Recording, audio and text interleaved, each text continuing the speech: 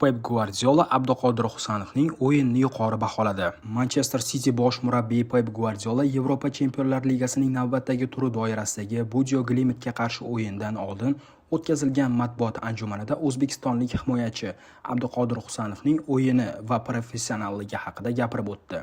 Ommaviy axborot vositalarida Husanovning qanday maqtashayotganini o'qidim. Ular mutlaqo haq.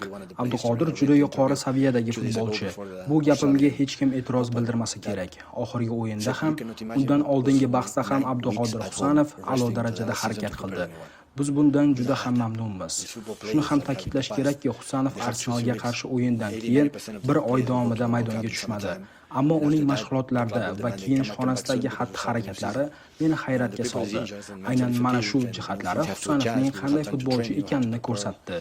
Menimcha bunga uning ota-onasi bergan tarbiyasi hamda O'zbekistonda olgan saboqlari sabab bo'lgan bo'lsa kerak. U Fransiyadagi qisqa faoliyatidan keyin darhol Manchester Cityga va Angliya Premyer Ligasiga keldi. Bunday keskin o'zgarish oson emas. Shunga qaramay, u o'rganishdan qochmadi va jamoaga tez moslashdi.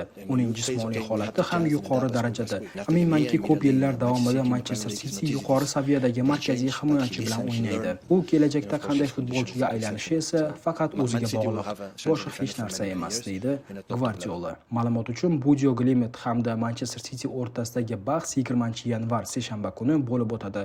Uchrashuv O'zbekiston vaqti bilan 22:45 da boshlanadi.